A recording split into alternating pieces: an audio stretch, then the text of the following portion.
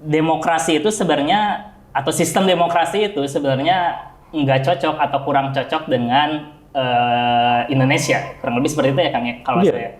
Oh, betul ya. Nah itu gimana Kang? Mohon penjelasannya. Seluruh sistem politik itu nggak cocok buat Indonesia.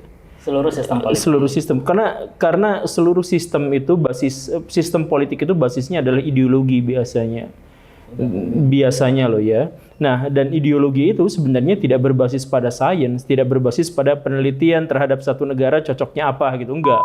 Dalam pikiran Bung Karno dan Pak Harto nanti, partai politik itu biang kerusuhan. Indonesia itu udah Indonesia, bayangin gini, Indonesia itu udah beda-beda, agamanya beda, sukunya beda, apa-apanya beda. Secara alamiah mereka tuh sangat mudah untuk salah paham. Iya, betul. Secara alamiah betul ya. Betul, betul. Nah, sekarang perbedaan itu kemudian dimasukkan ke dalam ranah paling sensitif, yaitu kekuasaan dan akses atas ekonomi. Tapi ada nggak sih yang berjudi kira-kira presiden siapa yang menang? Ada nggak sih? Kalau gitu lucu ya. Iya, bisa jadi.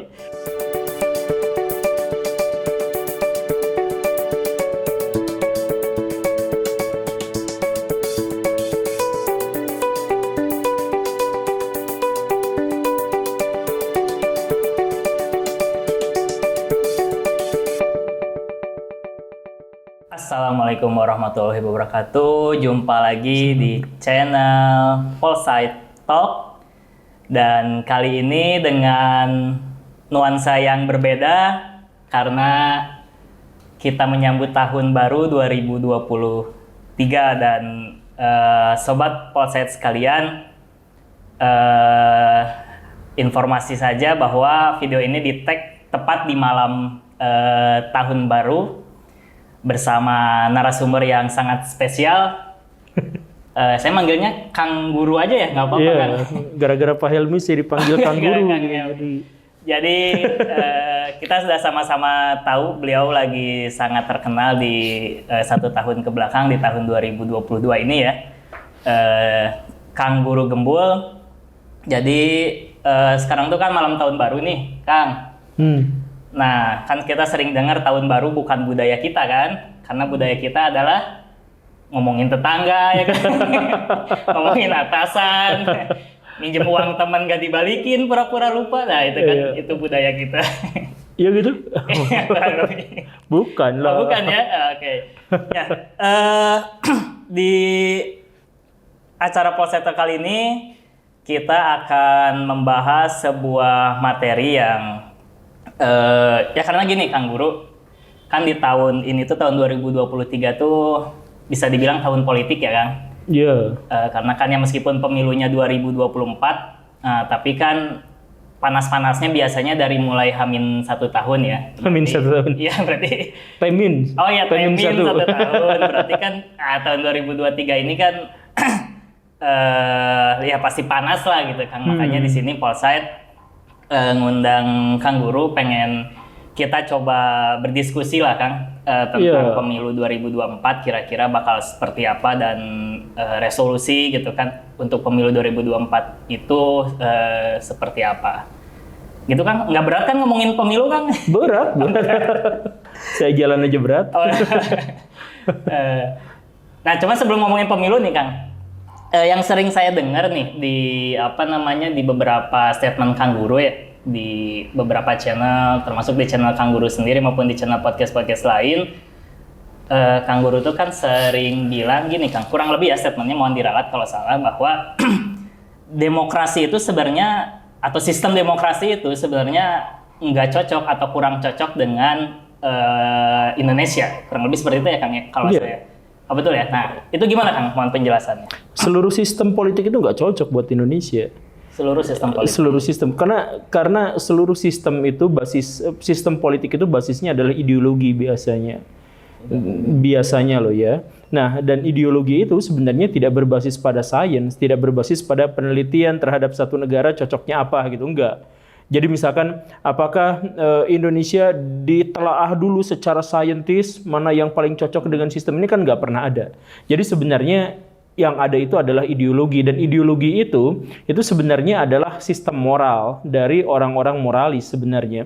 Jadi ideologi itu yang saya bilang tadi itu bukan sains. Makanya sebenarnya kalau misalkan kita berbicara soal ideologi politik, nanti namanya adalah demokrasi, nanti muncul anarki, nanti muncul fasisme misalkan, atau komunisme, atau misalkan ya liberalisme dan sebagainya, atau sesuatu yang dianggap bagian atau dianggap dari falsafah politik, itu sebenarnya topeng, itu gimmick, itu bohong-bohongan. Gak pernah ada yang seperti itu.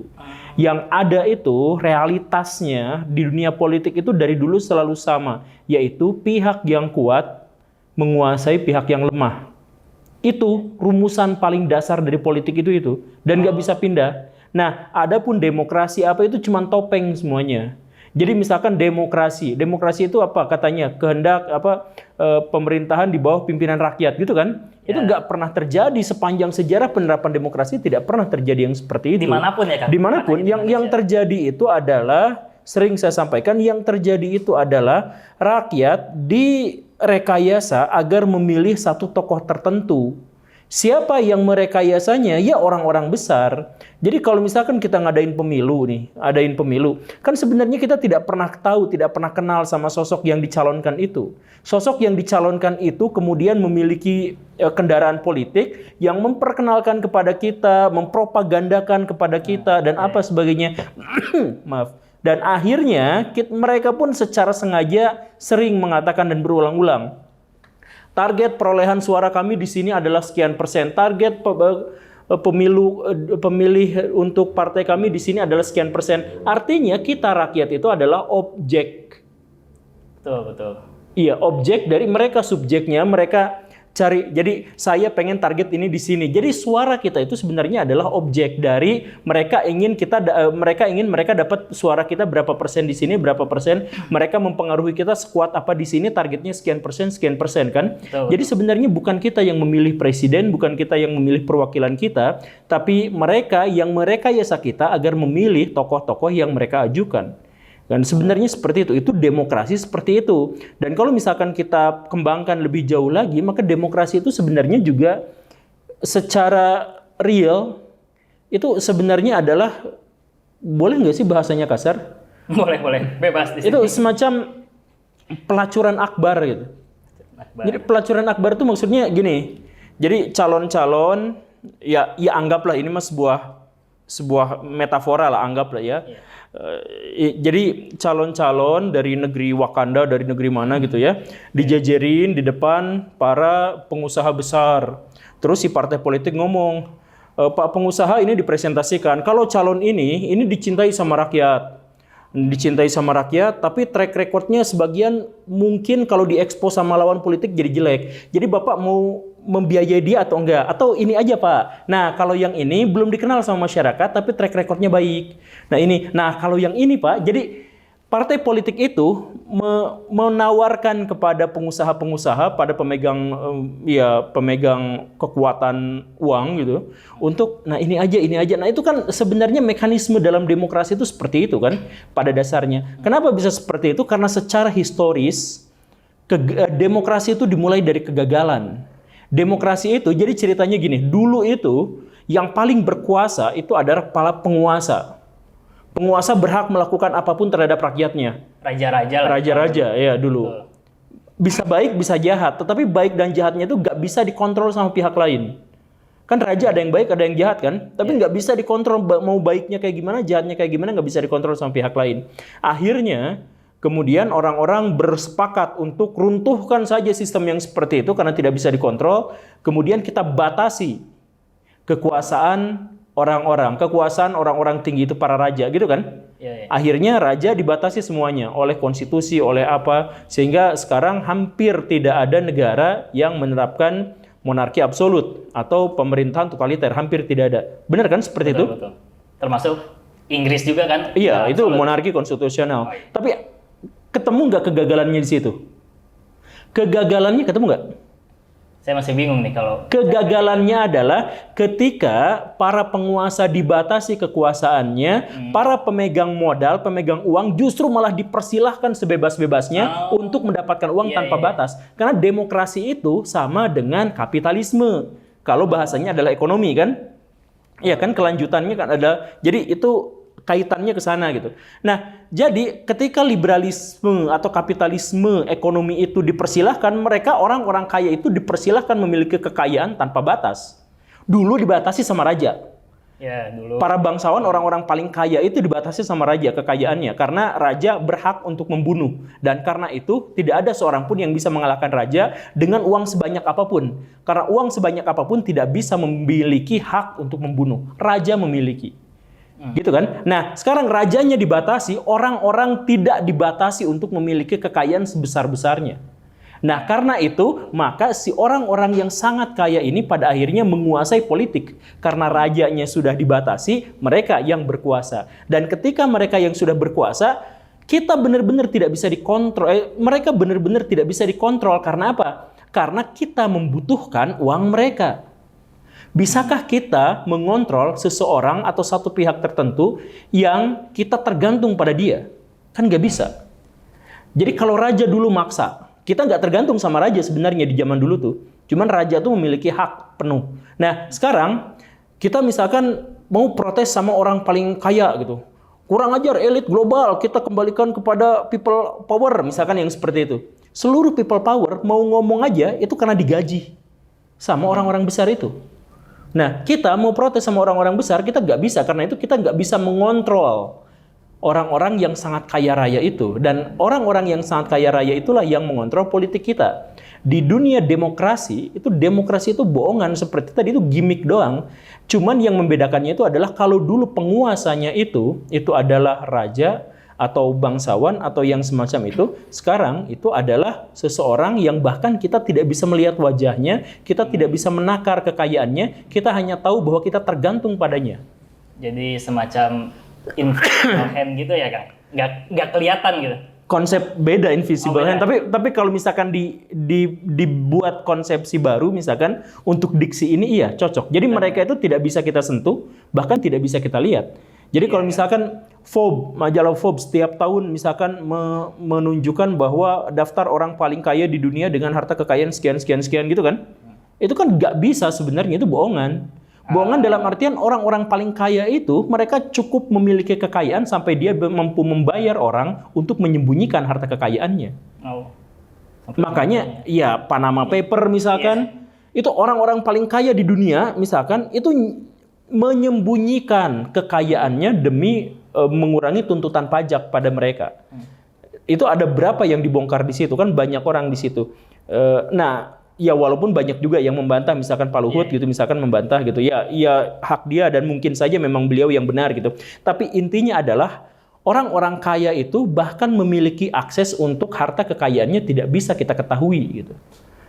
Gitu. Kan saya tertarik dengan tadi di awal ketika saya bertanya tentang demokrasi kan ada sangkut pautnya dengan ideologi lah ya. Dan kita juga sering dengar di Indonesia tuh bahwa demokrasi di Indonesia itu ya berlandaskan Pancasila gitu kan. Atau yang lebih kita sering dengar lagi bahwa ideologi Indonesia itu adalah ideologi Pancasila.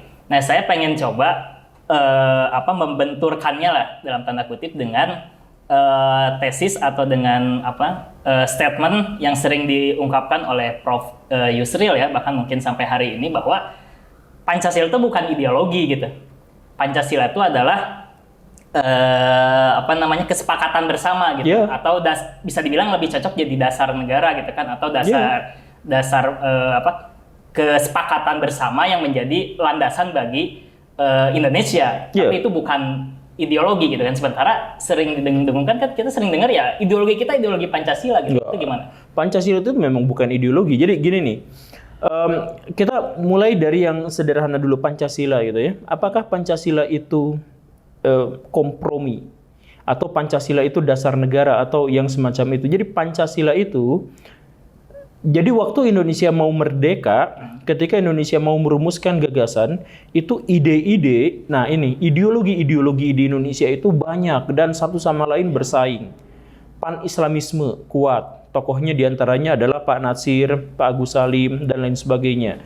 Kemudian ada ideologi yang lain, nasionalisme, Pak Karno gitu ya, dan Pak Yamin dan lain sebagainya. Kemudian ada ide yang berikutnya yaitu demokrasi, ada ideologi sosialisme, ada ideologi apa. Nah, ketika orang Indonesia mau mendirikan negara, ada banyak ide-ide seperti itu dan beraneka ragam sama seperti beraneka ragamnya suku bangsa, ras, agama di Indonesia. Karena itu, maka Pancasila itu sebenarnya dibuat sebagai perwakilan dari masing-masing ideologi yang ada. Misal, ketuhanan yang Maha Esa itu adalah pan-islamisme. Kemanusiaan yang adil dan beradab itu ideologi humanisme. Persatuan Indonesia jelas nasionalisme. Kerakyatan yang dipimpin oleh hikmah dan seterusnya itu sosialisme. Keadilan sosial bagi seluruh itu demokrasi. Keadilan sosial bagi seluruh rakyat Indonesia itu adalah sosialisme. Nah, karena itu maka Pancasila itu sebenarnya adalah gabungan, itu kompromi untuk bisa mengakomodasi gagasan-gagasan yang ada di Indonesia. Dan bukan hanya Pancasila, penggagas kita pun sebenarnya adalah tokoh yang tidak hanya menganut satu ideologi tertentu. Misalkan Bung Karno itu nasionalismenya kuat, tapi dia sosialisme tulen. Oh, jadi ada dua ideologi dalam diri Bung Karno atau dan dia Islamnya kuat. Islam bukan Islam ritual, tetapi ide-ide Islamnya itu kuat. Makanya Bung Karno itu selalu menghubungkan atau selalu mengaitkan segala sesuatu. Kalau misalkan mau menyatu-nyatukan itu, Islam itu digabungin gitu. Misalkan Nasakom itu gagasan nasionalis, agama ada di situ, komunis. Jadi pengennya disatu-satuin, tapi kalau pengen disatuin agama selalu mencolok di situ. Gitu. Itu mustahil nggak sih tiga ideologi bersatu kemudian muncul ideologi baru yang bernama Nasakom itu? Semua ideologi itu bisa dicampur baur karena ideologi itu yang tadi saya katakan itu tidak didasarkan pada sains, tapi didasarkan pada gagasan moral, cita-cita etika. Gitu. Nah karena itu maka bisa saja, misal negara-negara di dunia yang sekarang paling makmur, negara-negara Skandinavia. Betul. Atau ditambahkan misalkan Swiss, Belanda, Belgia, dan Austria, Irlandia, dan sebagainya. Coba sebagian di antara negara-negara yang ekonominya paling mapan itu adalah ekonomi campuran.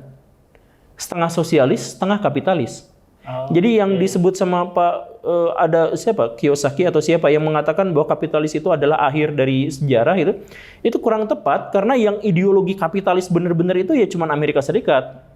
Tetapi ideologi ekonomi yang akhirnya cocok, yang akhirnya bisa mengembangkan itu adalah gabungan dari keduanya, sosialis dan kapitalis. Termasuk Tiongkok hari ini? Kalau Tiongkok itu beda. Tiongkok itu oportunis. Tiongkok itu oportunis. Jadi politiknya adalah politik komunis agar dia tidak diberontaki, agar kekuasaannya benar-benar absolut dan lain-lain. Tetapi ekonominya kapitalis agar mereka cepat kaya kan begitu. Tapi maksud saya adalah kalau misalkan tadi pertanyaannya bisa nggak sih itu yang semacam itu disatukan? Oh bisa, tentu saja. Kan itu kapitalis sama komunis yang dianggap ribut itu ternyata bisa bersatu dan malah bersinergi menciptakan satu tatanan ekonomi yang sangat hebat kan di negara-negara Skandinavia. Atau misalkan di Irak, jaya-jayanya Irak katakanlah ya, itu kan pas zaman Saddam Hussein. Saddam Hussein itu Muslim yang Ba'ath itu partai komunis. Sosialis ya. Komunis ya Saddam Hussein. Ya, Tan Malaka itu komunis, tapi dia datuk. Datuk tuh ya berarti dia memiliki latar keagamaan yang kuat gitu. Setidaknya keluarganya gitu. Jadi sebenarnya kenapa bisa bersatu yang seperti itu? Karena ideologi itu ya sudut pandangnya moral, bukan sudut pandangnya sains, bukan sudut pandangnya sosial sains gitu. Bukan sesuatu yang bisa disaklekan seperti itu ya enggak. Tergantung siapa yang menafsirkannya. Kayak sekarang misalkan Pancasila, itu ada dua golongan di Indonesia, yang satu golongan merah, yang satu golongan putih, ribut berantem dua-duanya, tapi dua-duanya ngaku paling Pancasila. Yang satu pengen mengatakan bahwa keberagaman Indonesia itu harus dipelihara dengan Pancasila, ya gitu kan? Betul. Nah, itu grup merah. Yang grup putih, Allahu Akbar. Pancasila itu adalah Indonesia dan karena itu maka kita harus berketuhanan. Pancasila juga. Kok bentrok gitu? Iya. Kenapa bisa bentrok? Kan dua-duanya Pancasila. Iya, karena itu klaim moral, klaim etika. Semua orang bisa menginterpretasikan sesuai dengan kepentingan mereka. Nah, itu kan yang ingin aku tanyakan juga karena kan itu kan umur kelahiran sebelum reformasi lah ya. sebelum reformasi, tapi kan baru ngerti politik pas gonjang-ganjing reformasi 98. Waktu itu kan masih SD tuh. Masih SD, tapi tiba-tiba di TV ramai kan katanya Soeharto lengser, Soeharto di demo gitu kan. Makanya baru nge politik ya pas itulah baru tahu gitu kan ada negara dan lain sebagainya. Dan baru pertama ikut pemilu itu 2009 dan 5 tahun setelahnya ngerasa tuh konflik yang tadi Akang bilang itu kan ada benturan-benturan sama-sama ngaku Pancasila tapi kok berbenturan gitu kan, dan puncaknya ya kemarin di pemilu terakhir kemarin 2019 yang kita sama-sama lah kan ngerasakan panasnya seperti apa. Dan sebelum pemilu juga pilkada DKI itu kan tuh unik tuh. Itu kan pemilihan kepala daerah. Aturannya kan harusnya kalau mau ribut ya udah ribut orang Jakarta aja gitu kan. Orang DKI aja yang ribut gitu kan, toh mau memilih pemimpin mereka kan. Tapi kok ini ributnya se-Indonesia gitu kan. Itu kan yang lucunya di situ gitu. Dan saya yakin itu kebawa-bawa dari pemilu 2014 gitu kan, udah mulai terpolarisasi kan. Nah yang aku tanyakin gini Kang, panasnya pemilu emang dari tiap pemilu ke pemilu seperti itu atau baru kemarin aja gitu? Dan ya kalau pemilu waktu dulu banget gimana sih waktu awal-awal Indonesia berdiri gitu, pemilu pertama? Pemilu pertama di Indonesia itu dilaksanakan tahun 55. 55 ya. Saya dulu panitianya. Berarti seumuran Bung Karno ya Kang Guru ini. Awet muda ya Kang? Iya, ini saya minum ini.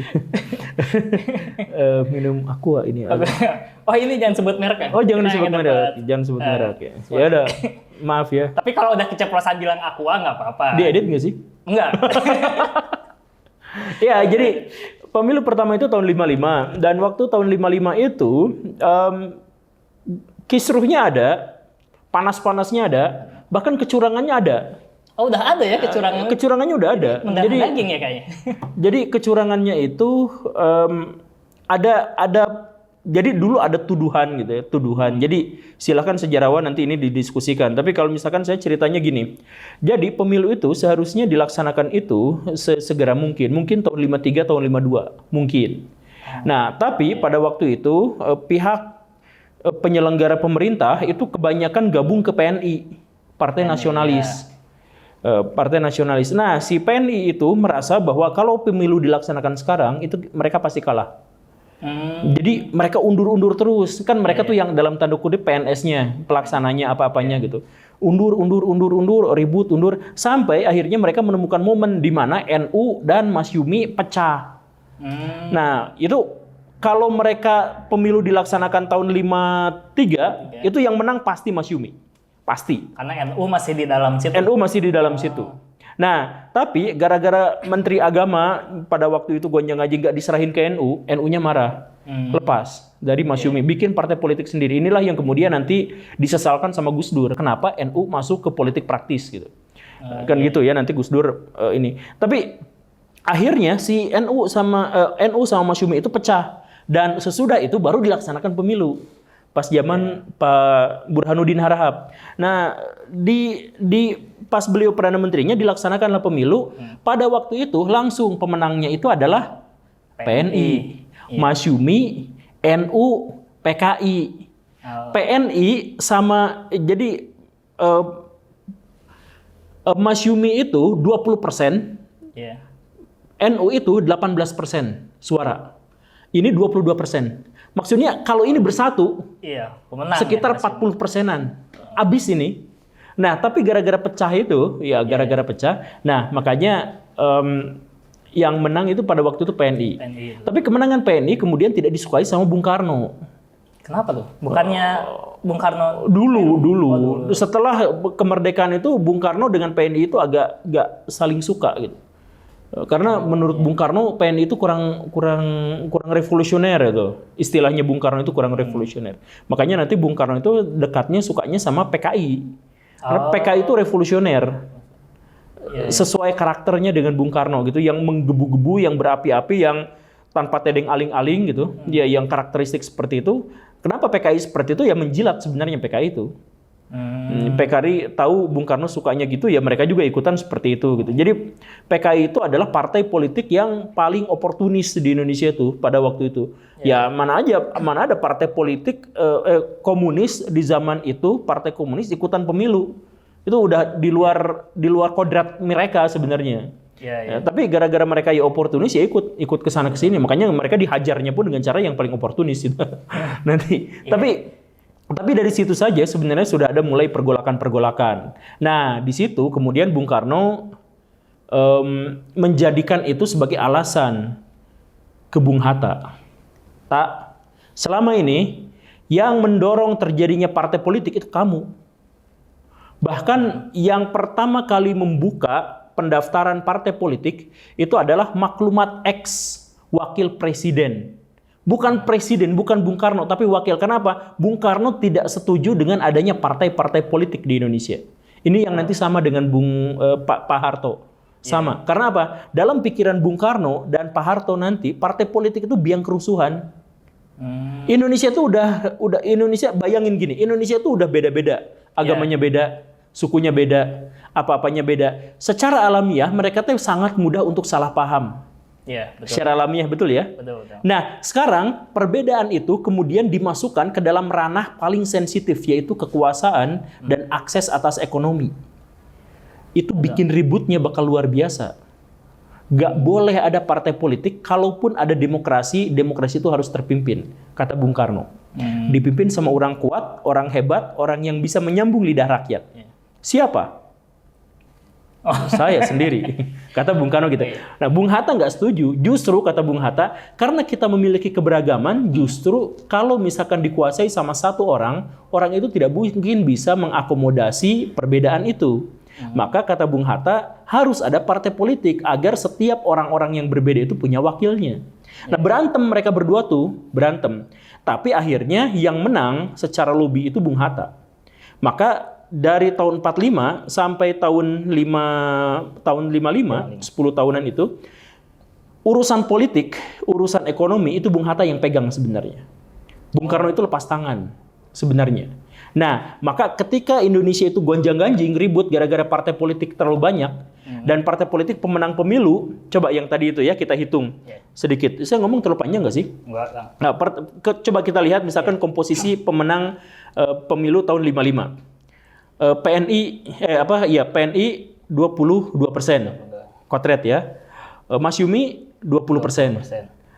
NU 18%. PKI 15, bulatkan 16. Kalau 15 sekian ya, bulatkan 16. Nah, pas dirancang undang-undang untuk Indonesia, NU dan Masyumi berkoalisi untuk menempatkan agama lebih masuk ke dalam sistem politik.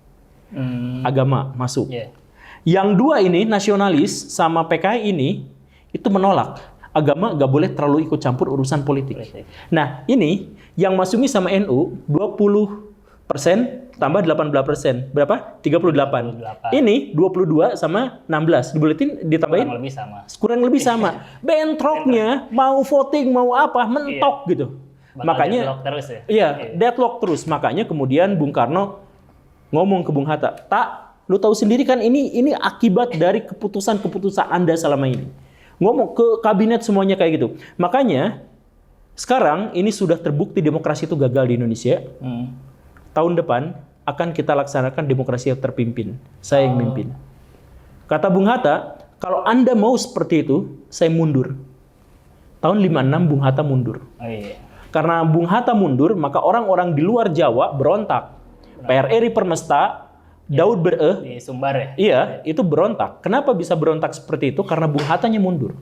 Karena merasa perwakilan non-Jawa dan perwakilan kalangan Islami itu tidak ada lagi di pemerintahan. Yang megang sekarang adalah orang Jawa dan orang non-Islami, orang abangan. Nah, maka muncul pemberontakan di mana-mana, kan seperti itu. Tapi intinya di situ adalah ada perbedaan pendapat yang sangat kuat antara Bung Karno dengan Bung Hatta soal apakah demokrasi di Indonesia itu akan berhasil membawa pada kebaikan. Bung Karno termasuk orang yang tidak setuju. Makanya, kalaupun ada partai politik itu harus dikekang. Ketika Bung Karno nanti dilengserkan, diganti sama Pak Harto termasuk orang yang sangat setuju dengan Bung Karno bahwa partai politik itu biang keributan. Makanya ketika beliau berkuasa tahun 68 beliau jadi presiden beneran. Pemilu berikutnya tahun 71. Dibatasi ya? Iya, partai politik itu nggak boleh terlalu banyak. Kalaupun misalkan mau ada partai politik, ya sudah. Yang kelompok nasionalis gabung ke PDI, kelompok agamis gabung ke PPP. Nah, tapi ada kelompok partai pemerintah, Orsospol, bukan partai, tapi Golkar. Dan Golkar harus menang terus. Dan itu sampai 96 ya? Kalau nggak 95. 95 ya? Iya, 95. Kalau nggak bener ya, 95. Ya sebelum reformasi 98. Iya. Ya pemilu terakhir lah ya, yang Iya, kalau nggak salah wakil presidennya itu Pak Habibie kan terpilih terakhir iya. pas masih Soeharto berkuasa kan. Iya. Nah, pas zaman Soeharto itu ada juga nggak sih konflik-konflik panas semacam Di akhir-akhir iya ada. di akhir itu sebelum reformasi atau Ya sebelum. Jadi tahun 90-an. Jadi gini, tahun 90-an itu Pak Harto itu berubah drastis. Pak Presiden kita, Pak Harto itu berubah drastis gagasannya, idenya dan lain sebagainya. Dia makin dekat ke Islami. Dia bahkan mendirikan ICMI. Dia bahkan ganti nama jadi Haji Muhammad Soeharto. Datang ke Mekah untuk berhaji. Sebelum itu sholat aja nggak pernah. Iya, beliau ngaku sendiri sholat itu jarang. Tapi setelah itu tahun 90-an itu mulai akrab sama kelompok Islam dan dia hijrah lah dalam tanda kutip ya. Tapi di sisi lain juga itu ibu tinnya meninggal tahun 90-an itu. Ya, kalau nggak salah. Ya. Dan itu akhirnya Pak Harto itu seperti kehilangan setengah dari kecerdasannya. Jadi kalau misalkan dihubungkan dengan mitos-mitos orang Jawa ini kental sekali di sini karena Pak Harto juga kan sebenarnya mitosnya kuat gitu, kliniknya kuat. Kan banyak orang Jawa dulu mengatakan bahwa saktinya kekuatan Pak Harto itu ada di istrinya. Sama seperti dewa-dewi Hindu itu kan kekuatannya ada di saktinya itu istrinya. Nah, Pak Harto juga seperti itu dan ada perubahan-perubahan itu juga nampaknya membuat Pak Harto itu jadi sedikit terlalu reaksioner, tidak terlalu peka terhadap kemudian beliau pas pemilu terakhir itu saya udah nggak mau lagi menjabat sebagai presiden, tapi didorong-dorong sama Pak Harmoko, Pak jadi presiden aja. Kalau bukan Bapak siapa lagi? Saya udah safari Ramadan keliling Indonesia, semuanya berharap Bapak yang jadi presiden. Oh ya sudah kalau gitu saya. Tapi ketika digulingkan, Harmoko yang paling duluan kabur. Makanya itu dianggap pengkhianat itu kata istilah Sundanya ngajurungkeun gitu. Ngajurungkeun. Nah, tahun 90-an itu mulai ada gonjang-ganjing misalkan Megawati yang naik jadi ketua PDI tapi kemudian dikudeta sama siapa Pak Supriyadi atau siapa gitu. Jadi PDI pada waktu itu pecah jadi PDI dan PDIP gitu.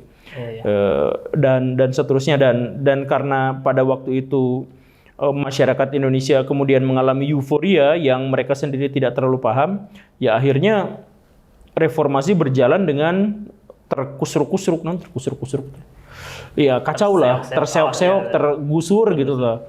Borok ke sana ke sini, berdarah di sana sini gitu ya gara-gara itu. Tapi memang sejak tahun 90-an itu berubah dan sejak Pak Hartonya berubah dan sejak saat itu memang politik kita tuh memanas. Jadi tidak lagi terkendali. Kan yang sebelumnya itu benar-benar terkendali. Jadi PNS nyoblos Golkar itu terkendali gitu. Karena pas nyoblos tuh bilik suara tuh dijagainnya sama tentara. Oh, ketahuan ya kalau kelihatan. Ya tentara tuh di sini. Ini nyoblos siapa ketahuan. Kalau misalkan nggak nyoblos gimana? Ditembak atau gimana kan? Ya enggak apa-apa. Dipecat di PNS enggak apa-apa, cuman dulu ini paman saya. Paman saya tuh ustadz di kampung sana gitu. Nah, itu tuh nyoblos dulu tuh. Enggak diliatin sama tentara. Pas nyoblos. Aman ya? Aman. Jadi ada sih tentara tapi nggak ngeliatin gitu. Cuman duduk di pojok sambil nyeruput kopi gitu. Nah, pas dalam pemilu itu seluruh warga desa itu ternyata nyoblos Golkar. Kecuali satu orang. Ketahuan. Kecuali langsung didatangin ke rumahnya. Pak Ustadz, kayaknya kalau bukan Pak Ustadz gak ada lagi deh. Yang nyoblosnya bukan Golkar. Kan Pak Ustadz itu anak-anaknya masih kecil-kecil kan Pak. Itu gimana kalau misalkan anaknya ada yang nyulik kan? Takut kan? Ya kan gemeter kan? Terus gimana itu? Apa? Terus ya saya nggak tahu kelanjutannya, tapi memang ancaman datang ke rumah itu ada, itu nyata itu kisah. Jadi kisah-kisah zaman dulu yang ya beliau ya orang-orang sebenarnya boleh aja sih nyoblos misalkan selain Golkar boleh. Tapi kalau misalkan dia adalah tokoh masyarakat yang penting, atau dia PNS, atau dia ya orang-orang yang secara signifikan bisa diatur sama negara, itu dicirian gitu. Nah, makanya pada waktu itu tuh pemilu itu sangat damai, sangat tentram. Karena semuanya sudah terkontrol. Golkar pasti 80% menang. Iya, bapak saya tuh gak pernah milih Golkar, tapi dia setiap pemilu selalu bilang ada ujung-ujungnya pasti yang menang adalah Golkar gitu. Karena Golkar itu adalah suara yang dikehendaki untuk menang.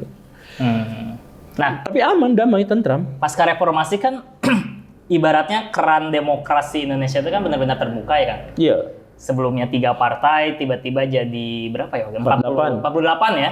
Terus partai-partai yang dulu sempat dibubarkan lah ya. Muncul lagi. Mas Yumi kan. Iya. Terus PNI dan lain sebagainya. Termasuk partai NU juga yang muncul lagi ya.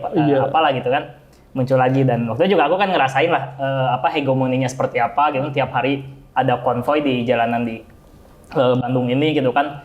Ada yang pakai motor, pakai mobil bak, pakai truk gitu kan, dan rata-rata puncaknya tuh ngumpulnya di gazebo kan. Kalau dulu gazebo kan masih lapangan lah ya, nggak kayak sekarang.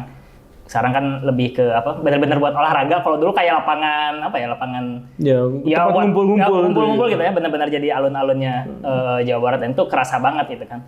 Dan yang aku rasain waktu itu kan ya nggak ada gitu konflik bentrok, saling caci maki, hanya sebatas yel-yel gitu kan. Misalkan berpapasan nih 2 partai yang berbeda, ya hanya sebatas ya caci maki, omong kosong aja gitu, nggak sampai dibawa ke hati. Kalau sekarang kan ya contoh lah, mulai dari 2014 yang satu milih Jokowi, yang satu milih Prabowo, suami istri bisa cerai katanya kan. Terus ayah dan anak jadi ya mungkin agak gimana gitu kan, sama tetangga jadi nggak akur hanya gara-gara 2 orang itu gitu kan, hanya dua kutub yang berlawanan itu gitu. Itu kerasa banget tuh. Gimana Kang? Apa sih yang menyebabkan makanya yang saya bilang di awal tadi itu, jadi demokrasi itu topeng, demokrasi itu gimmick, demokrasi itu bohong-bohongan. Jadi yang terjadi sebenarnya itu adalah orang-orang pemilik modal itu merekayasa rakyat untuk bisa memilih calon yang mereka ajukan, kan begitu. Nah, bagaimana cara paling mudah, cara paling sedikit ngeluarin duit tapi dapat untung yang paling besar? Kalau mencalonkan orang, politik identitas itu cara yang paling mudah. Jadi misal gini, ada seorang ustadz, kaumnya, pengikutnya 10 juta. Bilang aja sih ustadznya, Pak Ustadz, coblos saya kasih apapun demi Pak Ustadz, asal coblos saya. Dia nggak usah kampanye, nggak usah sebar baligo kemana-mana, 10 juta udah pasti dapat ke dia. Iya kan? Karena orang-orang itu ngikutin ustadz. Sekarang silahkan tanya orang-orang yang di pesantren-pesantren yang coba tanya, milih siapa? Nanti saya tergantung ustadznya aja lah. Banyak yang masih gitu.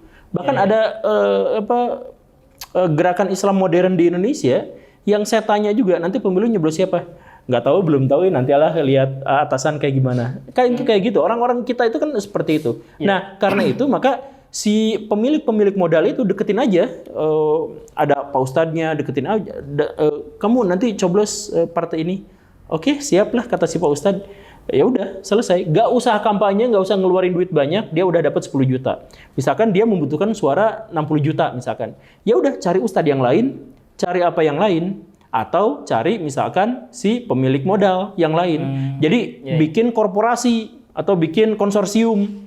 Anggaplah ya sebenarnya bukan konsorsium, tetapi lebih kerjanya seperti konsorsium. Kumpulin pengusaha-pengusaha paling handal, gabungin duit, punya 200 triliun, 300 triliun misalkan, seperti itu. Dengan uang sebesar itu, maka partai politik semuanya bisa gerak untuk bisa merekayasa masyarakat. Kan cukup seperti itu. Jadi misal gini, saya sebutin dulu itu ada calon gubernur yang mau nyalon jadi gubernur, ya kan, calon gubernur yang nyalonin jadi gubernur. Pasti jadi presiden. Iya betul ya. Dia nyalonin. Dia kampanyenya lewat apa? Dia nggak kampanye. Dia kampanyenya sedikit, tapi yang dia lakukan itu adalah dia bayar media massa. Sekian miliar, sekian ratus miliar dia kasih ke media massa. Ya udah selesai. Nah, nanti KPU, Bawaslu ngontrol biaya kampanye saya adalah 10 juta misalkan. Padahal aslinya 100 triliun. Tapi si 100 triliun itu nggak mungkin bisa dilacak. Karena apa? Karena pemilik modal yang nebeng, yang memodali si orang itu, yang langsung bayar medianya. Jadi saya diobok-obok kayak gimana sama Bawaslu, dicari dari mana uang kampanyenya, dari apa, tetap nggak akan kelihatan karena saya ngobrol empat mata sama si pengusaha langsung bayar ke media, berarti kan si pengusaha nggak dilacak karena ini nggak ada hubungannya dengan pemilu kan.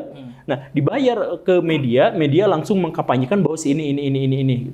Kan itu nggak bisa dilacak sama Bawaslu. Dan itu sudah dapat. Nah, makanya kalau misalkan mau menang pemilu, misalkan bayar media itu, misalkan datang ke cukong-cukong, datang ke pengusaha-pengusaha, atau misalkan datang ke ustadz-ustadz, nah semuanya bisa merekayasa. Nah, tapi kalau misalkan cara merekayasanya adalah cara yang paling praktis, cara kayak yang tadi itu, maka ya udah, politik identitas, politik uang, dan sebagainya itu kan paling praktis. Kalau sudah politik identitas, kalau misalkan menggunakan jalur yang paling praktis, maka konsekuensinya adalah keributan. Karena apa? Karena si pemilih itu nggak pernah rasional. Pemilih yang rasional itu nggak mungkin ribut. Iya, betul. Pasti emosional ya? Pasti emosional. Kenapa mereka emosional? Karena mereka dididik bukan untuk memilih sesuai dengan apa yang mereka inginkan, sesuai dengan aspirasi mereka. Tetapi mereka dikontrol. Kenapa mereka bisa dikontrol? Karena tidak rasional. Kalau misalkan mereka tidak rasional, akhirnya tindakan-tindakan mereka adalah tindakan emosional. Jadi kalau misalkan sekarang kita ribut-ribut terus, ya karena gara kita itu menjadi objek direkayasa sama pihak yang lebih besar. Itu nyambung karena tingkat pendidikan mayoritas masyarakat Indonesia masih rendah nggak sih? Bisa. Bukan hanya tingkat pendidikan masyarakat kita yang rendah, tapi tingkat pendidikan atau penyelenggara pendidikan kita tidak berkualitas. Kan sebenarnya, jadi gini nih, ada pernah penelitian di Amerika Serikat bahwa anak kelas 6 SD itu sebenarnya mungkin saja menelurkan keputusan-keputusan yang sama dengan presiden terbaik Amerika Serikat. Sebenarnya. Karena apa? Karena presiden itu kerjanya mudah sebenarnya. Karena dia sudah memiliki jajaran menteri, yang menteri itu memiliki kapabilitas dalam satu bidang tertentu, yang menteri itu terdiri atas orang-orang paling hebat di bidangnya. Begitu kan? Jadi presiden itu sebenarnya hanya mengambil sebuah keputusan. Decision maker, itu saja. Presiden itu kerjaannya itu saja. Karena itu bahkan presiden itu bisa digantikan oleh AI sekalipun. Bisa sebenarnya kalau mau. Kan sebenarnya begitu. Jadi sama anak SD juga bisa. Nah, tetapi kenapa anak-anak SD kan jadi seharusnya lulusan SD itu seharusnya sudah bisa berpolitik dengan baik. Seharusnya. Masalahnya adalah lulusan SD kita adalah lulusan dari sekolah yang tidak berkualitas atau gagasan pendidikan kita yang tidak berkualitas. Mau saya ajukan argumentasi bahwa pendidikan kita tidak berkualitas? Ya gampang. Mau misalkan UKG keguruan, guru-guru kita yang paling rendah misalkan nilainya, kemudian jam baca siswa kita yang paling sedikit, apa ya, sistem pendidikan kita memang jelek kan. Jadi bukan hanya gara-gara kita sekolahnya sebentar, pendidikan kita misalkan kurang, tapi pendidikan yang kita anyam pun sebenarnya adalah pendidikan yang kurang berkualitas. Nih aku mau sedikit cerita nih Kang. Tadi kan Akang bilang ya politik dengan uang, tadi kan lebih ke bohirnya lah ya, maksudnya ada yang menyuplai dananya lah, kurang lebih kayak gitu. Kalau aku punya pengalaman ini Kang, karena kan Polsite itu bergerak di bidang konsultasi, konsultan politik dan juga kebijakan publik kan. Waktu itu aku pernah mengkonsultasi kan salah satu calon anggota legislatif masih calon kan. Waktu itu tahu ngontak, kita deal biaya jasa konsultannya seperti apa kan. Waktu itu aku diundang ke tempat dia, ketemu dengan tim suksesnya nih, ngobrol gitu kan. Lalu dia cerita lebih detail sebenarnya apa sih yang diharapkan, pengen dapat konsultasi seperti apa kan, kurang lebih seperti itu. Nah, bayangan aku tuh kan ya kita neliti di lapangan, dia posisinya seperti apa, lalu kita ngasih masukan-masukan, ngasih insight-insight kan. Tapi selama sebulan aku ngebarengin si tokoh tersebut, orang tersebut yang mau calon tersebut, dia tuh tiap datang ke daerah ini, ke warga ini, warga A, warga B, itu kumpulan-kumpulan. hampir semua tuh ngomongin duit. Jujur. Jadi ngobrol. Dan ditanya, di sini ada berapa wargamu? Misalnya nih ketemu ketua kepala desa lah ya, semacam itu. Berapa yang bisa diarahkan untuk ke aku gitu kan, untuk ngisi, untuk mencoblosku. Kepala desa bilang, oh segini nih kurang lebih. Berapa harga per kepalanya gitu. Kayak gitu, Kang. Oh, itu ya. Dan percaya nggak, Kang, harganya berapa nih kira-kira aja? Saya nggak mau nyebutin daerahnya, terlalu spesifik. Ini di Indonesia, di Wakanda lah, Kang. Berapa kira-kira? Saya curiga ini dari sebelah barat itu. Tapi ya udahlah, 20.000. Ya, bahkan lebih kecil dari itu. Oh, lebih kecil ya? Jadi, si kepala desa itu kurang lebih presentasi lah ya. Ini loh ada yang golongan ini bisa 10.000 kita cukup ngamplopin, yang ini 20.000, yang ini 50.000. Paling mentok tuh di angka 100.000, Kang. Artinya harga satu suara tuh semurah itu gitu kan. Ya, teori saya tuh berarti terkonfirmasi sama pengalaman Akang ya? Betul. Mulai dari 10.000, Kang. Jadi kalau goceng nggak ada lah, kalau 5.000 mungkin terlalu murah di. Goceng itu kan daerahnya di kabupaten lah ya, di desa. Saya kaget gitu kan. Kok semurah itu gitu maksud saya. Meskipun saya jelas ya, maksudnya kepilih nggak sih orangnya? Ini nggak kepilih juga. Oh, nggak kepilih. Iya. Karena waktu itu ya juga kita konsultasi nggak sampai selesai gitu kan, di kontrak 3 bulan, tapi dia merasa cukup dengan 1 bulan, sementara 1 bulan itu belum terlalu banyak yang bisa aku kasih masukan buat dia gitu kan, seperti itu. Dan waktu itu juga tim sesnya agak sedikit inilah ya sama aku, nggak terlalu cocok, karena kan aku namanya konsultan itu banyak mengarahkan kan, harus ini, harus ini, harus gini. Sementara mereka lebih percaya ke dukun kayaknya. Iya, mereka enggak kok, kita udah biasa kayak gini lah, kurang lebih gitu kan. Nah terus harganya tuh, Kang, bisa berlipat tuh sesuai misalkan gini, sebelumnya udah ada tokoh lain atau dari partai lain udah masuk, udah nawarin angka. Oh iya. Si kepala desa itu kurang lebih bilang gini, oh kemarin ada nih dari partai ini, dia nawarin segini nih, masa kamu segini juga? Terus si caleg itu bilang, ya udah aku lebih gede deh gitu kan. Itu murni terjadi real di Indonesia gitu kan, makanya ya apa ya, tapi semoga cuma kampung gitu doang. Ya cuma semoga di situ doang ya. Kan kita nggak tahu yang lain. Ya, gitu kan. Tapi miris lah, Kang, maksudnya dunia ya perpolitikan atau pemilu ya, itu tuh ya kayak gini gitu, sekotor ini. Makanya politik uang atau money politik kan sesuatu yang apa ya, ibarat kentut lah, kan, baunya ada tapi nggak bisa dilihat gitu kan. Mau dicari siapa yang kentut juga susah gitu kan. Iya. Tapi kalau kentut mungkin masih dipaksa ngaku masih bisa. Kalau politik agak susah gitu kan. Nah, kayak gitu lah, kan. Biasanya yang ketangkep itu yang kroconya gitu. Yang kecil-kecilnya ya. Iya. Nyiris juga ya. Aduh, ya. Nah, di pemilu 2024 nih, Kang. Nah, kan kondisinya sekarang nih masih belum terlalu lah ya, belum terlalu panasnya, belum berasa gitu kan. Terus juga kalau bicara presiden kan baru ada satu nih yang mendeklarasikan siap menjadi calon presiden atau siap menjadi presiden dan didukung realnya baru oleh satu partai politik kan. Sementara, ini pas video ini dibuat baru satu ya? Baru satu. Baru satu. Ini kan akhir Desember ya, sobat Polsite. Ini malam tahun baru nih, sekali lagi yang baru nonton di tengah-tengah, kita malam tahun baruannya agak sedikit berat ya kan. Berpikir yang sangat serius gitu kan, jadi nggak hanya sebatas tiup trompet. Bakar jagung yuk. Kalau bakar jagung nanti Kang beres ini kan. Bakar apa, kembang api. Nah, kita biar agak sedikit mikir gitu kan. Itu bakar otak ya. Bakar otak. Oke. Apa tadi sampai mana? Oh ya, video ini dibuat akhir Desember ya. Capres baru satu gitu kan. Dan partai yang paling besar saat ini di Indonesia juga belum mendeklarasikan kira-kira mau dukung siapa. Terus juga partai partai-partai lain lah, partai lain juga belum ada yang berani mendeklarasikan siapa yang bakal diusung. Mungkin belum berani buka kartu atau istilahnya apa ya, Kang? Masih jaga-jaga lah ya, masih punya kartu masing-masing mungkin ya, kayak gitu ya? Iya kan di belakangnya juga itu lobbynya. Jadi demokrasi itu kan ada 3 cara pengambil keputusan kan. Yang pertama itu adalah musyawarah mufakat. Kemudian yang kedua itu adalah lobby, dan yang ketiga itu adalah voting. Itu dalam pengambilan keputusan di negara demokrasi atau di masyarakat demokratis itu biasanya seperti itu. Nah, di dunia politik kita yang paling kuat itu adalah lobbying. Lobbying itu orang-orang atas ngobrol tanpa kita ketahui dan mereka juga tidak memberitahukan kepada kita apa hasilnya. Nah, karena itu kita tuh selama ini nunggu. Jadi sekarang tuh the real kampanye itu sekarang. Mereka lagi lobby kan ke sana ke sini. Bukan nanti menjelang. Nah, itu mah cara merekayasa rakyat.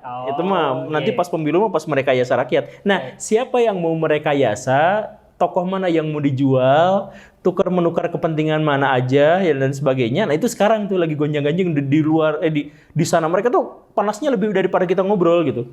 Mereka tuh berantemnya udah kayak gimana di luar sana. Tapi kita nggak tahu apa-apa, kita mah cuman oh gitu apa. Tapi mereka tuh sebenarnya nanti si ini wakilnya si ini. Tapi kalau wakilnya ini harus bayar segini, oh nggak bisa, ini harus ini. Wah ribut di sana tuh mereka. Kita nggak tahu.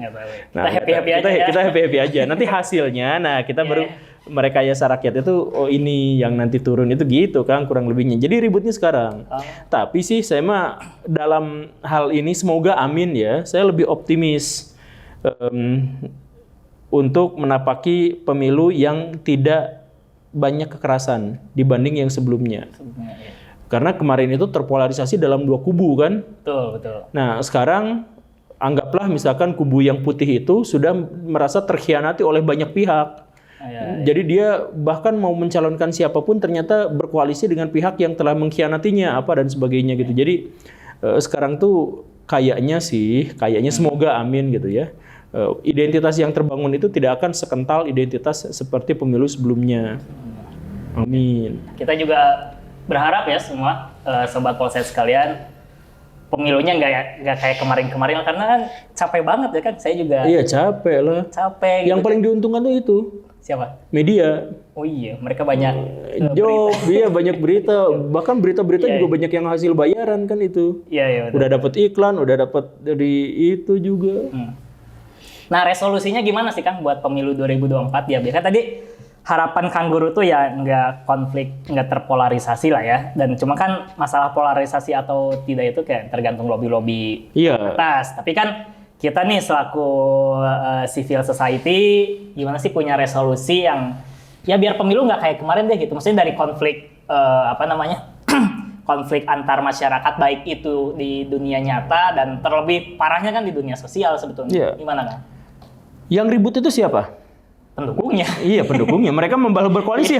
Yang kemarin berantem malah bersatu kan. Betul. Nah jadi karena itu, nah kuncinya itu adalah kita sebagai objeknya itulah yang harusnya damai, yang harusnya tentram. Jadi nanti misalkan pemilu 2004 kita harus calonkan siapa atau nanti menyikapinya gimana? Enggak, jangan khawatir karena mereka mah baik-baik aja sebenarnya. Karena ributnya itu sekarang. Mereka nanti hasilnya tuh udah beres gitu. Mereka tuh gak apa gitu. Nah mereka ributnya tuh sekarang. Nah karena itu yang harus dijaga itu kita. Siapapun yang mau dicoblos boleh.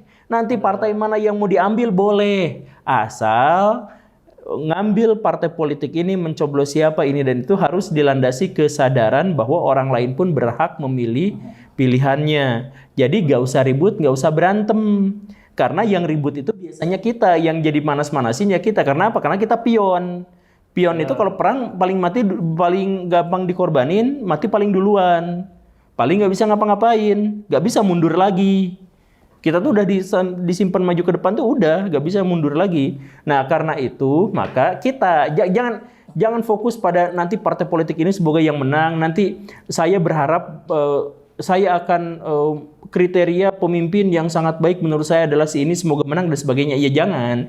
Ya itu mah simpan aja dalam hati, tapi kemudian nanti kitanya yang bisa menjaga diri bahwa ini sebenarnya hanya sebuah permainan besar yang melibatkan orang satu negara. Karena itu kita gak bisa mengubah orang lain.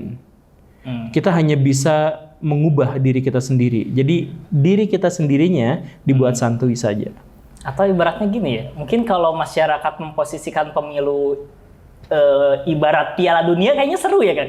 Maksudnya ya kita konflik lah, misalkan nih fans Messi, fans Ronaldo berkonflik selama Piala Dunia, tapi pemenangnya udah ada ya udah gitu kan? Konfliknya nggak berlarut-larut kan? Jadi misalkan kerusuhan ganti dengan judi gitu? Ya nggak juga. Kan kalau Piala Dunia gitu ya? Nggak juga. Enggak juga ya? Tapi ada nggak sih yang berjudi, kira-kira presiden siapa yang menang? Ada nggak sih? Kalau gitu lucu ya. Iya bisa jadi kan kita nggak ada budaya ke sana ya. Bandar judi online-nya udah beralih nih dari olahraga ke politik. Iya. Oke. Nah terus gini Kang, saya tadi lupa mau nanya.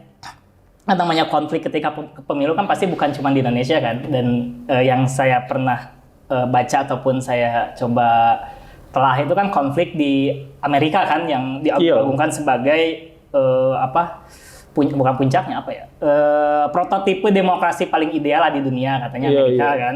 Tapi ketika Donald Trump terpilih 2016, konflik kan di masyarakatnya konflik. Terus 2020 ketika Donald Trump kalah juga konflik kan, bahkan yang manas-manasinnya si Donald Trump-nya langsung, bukan lagi pendukungnya. Nah itu kayak gimana kan? Jangan ngomong gitu, itu tendensi. Tendensi. Enggak, tapi itu fakta kan.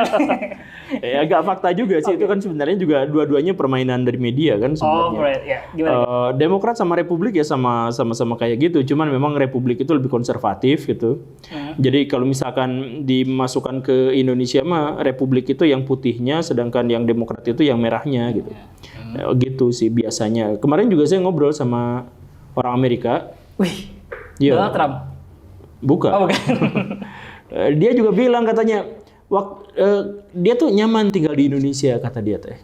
Kenapa?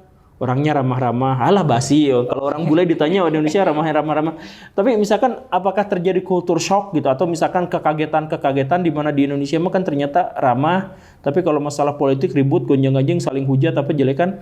Oh enggak, saya enggak kaget, orang di Amerika aja kayak gitu. Dia bilang tuh gitu. Terus misalkan di Indonesia misalkan ada sekelompok muslim yang benci banget sama Cina, ada sekelompok yang benci banget sama misalkan Kristen atau sama apa gitu. Nah di Amerika Serikat juga ada yang benci banget sama yang Islam, ada yang benci sama yang negro, sama persis sama katanya. Terus soal suap-suapan, soal apa persis sama kayak gitu. Jadi prototipe demokrasi seperti itu ya memang seperti itu. Wajah demokrasi itu memang seperti itu. Nah, jadi demokrasi yang ideal itu yang seperti apa? Iya, demokrasi nggak ada. Kita sekali lagi ya, demokrasi itu nggak bisa kita sebut ideal karena kita nggak punya patokan, nggak punya acuan. Dia itu etika sebenarnya. Etika itu sangat subjektif, nggak ada nilai, nggak ada yang menakarnya gitu. Bahkan Cina pun mengaku negara yang sangat demokratis walaupun jelas komunis gitu. Kan gitu. Ya kayak kita sekarang yang paling ngaku Pancasila berbenturan dengan yang paling ngaku Pancasila. Artinya mereka itu cuma mengklaim kan sebenarnya. Jadi prototipe demokrasi apa segala rupa ya bebas nilai. Kita bukan bebas nilai, kita tuh gak punya nilai standar tertentu untuk bisa menjelaskan apa yang dimaksud dengan demokrasi. Secara teori ada ratusan ahli yang menjelaskan demokrasi itu seperti apa. Tapi dalam prakteknya kita tidak menemukan satupun kriteria yang bisa menjelaskan apa itu demokrasi. Berarti nggak ada satupun negara yang memang bisa dibilang negara paling ideal ya sebetulnya menerapkan demokrasi ya, termasuk Amerika Serikat sekalipun. Ada negara yang damai banget misalkan Swiss. Presidennya setahun sekali ganti. Oh gitu. Iya. Itu gimana? Ya pemilunya 4 tahun atau 5 tahun sekali gitu, tapi presidennya jadi sekali milih tuh sepaket gitu. Oh iya. Jadi nanti si presidennya tuh tuker-tukeran gitu di antara mereka. Aman ya kalau gitu? Apa? Ya aman damai kan kalau gitu. Bahkan mereka pun kalau nggak ada presidennya aman damai. Oh iya. Pernah nggak nemu misalkan di Amerika Serikat ada wali kota yang wali kotanya tuh kucing gitu? Belum tahu ya. Ya maksudnya kalau misalkan sistemnya udah berjalan, mau presidennya kayak gimana pun ya udah jalan gitu.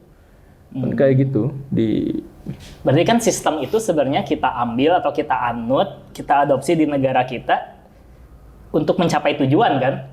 Dan salah satu tujuan paling utama itu atau paling tinggi itu ya kedamaian atau kerukunan warga negaranya kan? Iya, bisa aja. Berarti kalau sistem yang kita anut lalu malah membuat gaduh berkonflik gitu kan, dan tadi saling bermusuhan, itu berarti ada yang salah kan sebetulnya. Iya. Nah tapi kalau berbicara ada yang salah, sebenarnya kalau di Indonesia sendiri idealnya harusnya kayak gimana sih dengan kan gini kan Indonesia kan unik, dia kan negara kepulauan, suku bangsanya banyak, tapi dia menganut sistem republik presidensial kan, negara kesatuan lah. Iya. Ini kalau kita bandingkan dengan Amerika sendiri kan sebenarnya negara federasi, negara bagian kan. Lalu yang warga negaranya banyak itu, pertama dari Cina lah, dia kan udah jelas terpimpin kan dengan sistem komunisnya. Lalu Amerika tadi yang saya udah jelasin, India juga mirip Amerika kan. Iya. Dia warganya banyak kan, lebih banyak dari Indonesia, dan sistem negara yang pemerintahannya mereka ambil federasi juga kan. Iya. Nah Indonesia tuh unik, udah mah banyak, warganya terpisah-pisah di di area yang sangat berjauhan gitu kan, terpotong atau terhalangi oleh lautan, tapi pakai sistem negara kesatuan gitu kan. Ya makanya Indonesia tuh memang satu-satunya Satu-satunya kan. satu-satunya negara multikultural yang kesatuan. Kesatuan ya, nggak pakai federasi gitu ya. Iya, satu-satunya.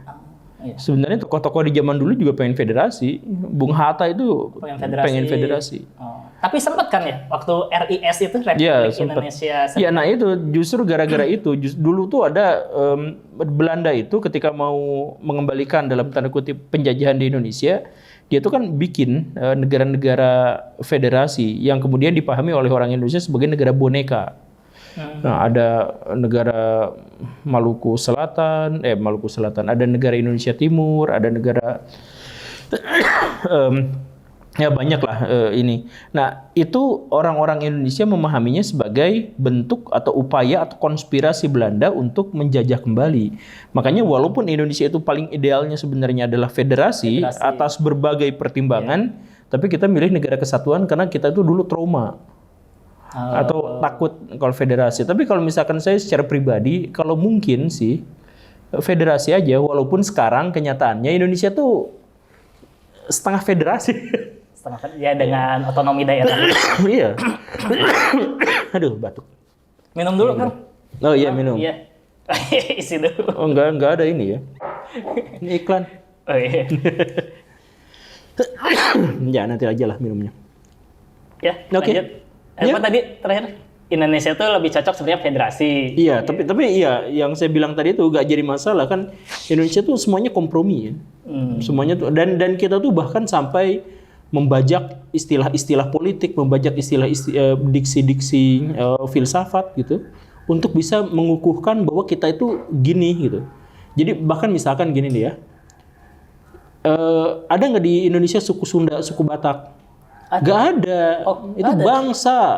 Oh. Yang dimaksud dengan bangsa itu kalau dia memiliki bahasa sendiri, dia memiliki 7 unsur budaya sendiri, itu disebut bangsa. Itu bangsa ya? Nah, ya. Kita sebutnya suku. Suku itu tribes. Suku itu yang suka jalan-jalan yang jumlahnya populasinya sedikit itu. Tapi kita menyebutnya suku karena apa? Karena kita memposisikan Indonesia itu satu bangsa. Jadi yang di bawahnya satu-satu jadi suku. Jadi gitu. seharusnya namanya bangsa atau diksinya bangsa dirubah jadi iya, jadi semuanya dirubah-rubah biar kita tuh jadi pas gitu, biar kita tuh jadi cocok ya. Ya makanya yang tadi itu Indonesia misalkan kesatuan atau federasi, kita ngakunya kesatuan, padahal prakteknya federasi, ya gak apa-apa lah itu. Jadi diksi-diksi itu jadi permainan-permainan aja sebenarnya, nggak ada yang itu. Kita katanya negara demokrasi. Oh, negaranya demokrasi, ada pemilunya, tapi pemilunya bohong-bohongan. Tokoh yang diangkat juga feodal gitu kan, dari bapaknya ini, cucunya juga di dunia yang sama, dunia politik sama-sama nyalon jadi presiden kan, ya sama aja sih. Ya nggak salah sih, secara sistem nggak salah, secara etika dipertanyakan. Sebenarnya kalau untuk calon presiden mungkin Amerika sedikit lebih ideal lah ya, karena kan calonnya tuh banyak ya, sampai ribuan dulu bakal calon lah. Lalu dia semacam kampanye-kampanye kecil di tiap daerah kan? Enggak. Sebenarnya nggak ideal dalam konteks itu. Sama aja sih. Sama aja ya? Ujung-ujungnya mah yang muncul itu settingan juga atau udah ada? Bukan setting juga? Iya, sekali lagi bukan settingan. Tokoh yang muncul itu, di dunia demokrasi itu, tokoh yang muncul itu bukan penguasa. Oh iya. Dia tuh pengakomodasi. Jadi yang mencoba untuk mengkompromikan antara kepentingan orang yang memilih dengan keinginan dari orang yang memberi kepada mereka modal. Gitu. Kan ongkos demokrasi itu mahal. Betul. Jauh lebih mahal daripada gaji presiden. Jadi secara normal gak mungkin seseorang itu pengen jadi presiden. Karena biaya pengeluarannya puluhan bisa sampai ratusan kali lipat daripada yang dia terima sebagai presiden atau sebagai anggota DPR. Iya kan gitu. Nah jadi kenapa mereka kekeh milih? Ya karena ada kepentingan yang lain. Misalkan akses ekonomi mereka lebih dekat. Atau mereka lebih bisa mengontrol kebijakan yang memberikan keuntungan kepada mereka dan sanak saudaranya. Atau apa dan sebagainya gitu. Akang mau nggak misalkan kira-kira nih. Ngelamar kerja. Yang untuk ngelamar kerja ke sana Akang harus habis-habisan nyiksa orang, bayar orang mahal banget. Pas udah kerja di situ cuman 5 tahun anggaplah gajinya kecil. Gak sebanding dengan pengeluaran kan nggak mau. Ya emang nggak mau. Oh ini demi Indonesia, demi apa? Ya mungkin mereka ngomongnya seperti itu, tapi tetap aja sebenarnya nggak akan mau. Oke, luar biasa sekali ya, Sobat Polsite. Sudah 1 jam ya? Ya, 1 jam lebih. Kita Lebih berapa? Lebih berapa ya? Wah, luar biasa lah. Diskusi mulai tadi ya, demokrasi, pemilu, politik identitas, konflik, dan lain sebagainya. Dan ya harapan kita semua tentu saja pemilu 2024 nanti ya nggak kayak pemilu-pemilu kemarin ya. Kang ya sepakat? Iya, iya. Nah, Ini 2024 loh. mana? Tuh. Kadaluarsanya 2024. Oh iya, bentar lagi. Pas pemilu. Pas pemilu. Nah Kang, closing statement lah Kang, supaya pertama ya pemilu nggak sampai konflik berlebihan kayak pemilu kemarin. Closing statement-nya itu adalah jangan pernah ya berharap pada pihak lain, karena kita tidak mungkin bisa mengubah pihak lain. Yang mungkin bisa kita ubah adalah diri kita sendiri. Jadi kita nggak pernah bisa mengubah calon presiden, kita nggak bisa mengubah apa. Sampai sebatas yang kita ketahui sekarang, yang paling mungkin kita bisa ubah itu adalah diri kita sendiri. Sikapi politik dengan sebaik-baiknya, menjadi rasional, menjadi skeptis, tapi tetap aktif dalam membangun peradaban. Oke, terima kasih Kang Guru. Jadi terutama buat anak-anak muda nih ya, dan yang juga baru pertama kali ikut pemilu lah ya.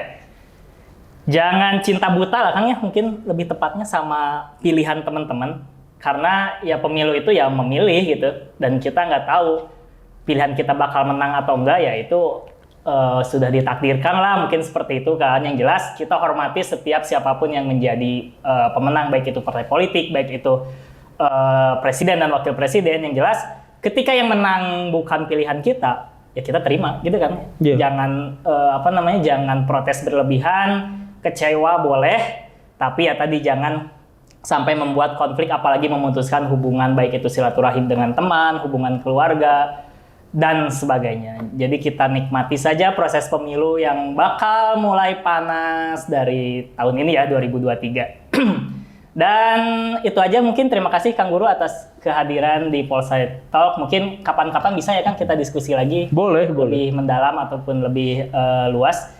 Jangan lupa Sobat Polsite sekalian, untuk di like, di share, dan juga di subscribe nih channel kita. Masih sedikit nih subscribernya. Ayo dong, bantu dong subscribe. Baru masih dikit lah ya, bantu subscribe. Share juga ke teman-temannya gitu, dan follow juga Instagram dan TikTok kami di Polsite official. Nanti ada di bawah ya, di sini ya. Biasanya kan kayak gitu kan. Ada di bawah sini ya. Jangan lupa juga follow buat yang belum follow ya, atau buat yang baru tahu siapa Guru Gembul, di follow di Instagramnya juga di follow, dan YouTube-nya di subscribe. Dan banyak sekali ilmu yang bisa kita gali dari Kang Guru Gembul ini. Kita bisa menjadi seseorang yang menurut saya bisa open minded lah gitu, pikiran kita lebih terbuka. Mungkin sebagai penutup kan, saya ingin open minded nih. Ada anekdot kan? Jadi kan sekarang lagi sering nih istilah open minded, orang yang terbuka pemikiran ya kan. Jadi ada ini anekdot ya, cerita fiksi. Jadi ada seorang ibu-ibu lagi jalan-jalan bawa anak balitanya nih, datang ke luar komplek, keluar rumah. Di komplek ada tukang sayur, belilah sayuran di pedagang keliling sayuran pakai sepeda gitu lah ya. Lagi beli, si anak kecil itu Kang, dia mainin kucing, kucing dimainin. Diliatin sama ibu, jangan gitu kan. Nggak mau denger, anak kecil namanya balita, belum ngerti kan. Tiba-tiba dimakan gitu kan. Dimakan, dimarahin lah anak kecil, kamu gitu kan, bla bla. Ibu-ibu, ciri khas ibu marahin anaknya ya. Tiba-tiba ada nih lagi jogging, anak muda, dia bilang, kamu open minded, bajunya open minded gitu kan. Ibu, nggak boleh ibu marahin anak ibu itu harus open minded ibu. Ya itulah open minded yang berlebihan. Terima kasih teman-teman, sampai jumpa lagi di episode berikutnya. Assalamualaikum warahmatullahi wabarakatuh. Waalaikumsalam warahmatullahi wabarakatuh.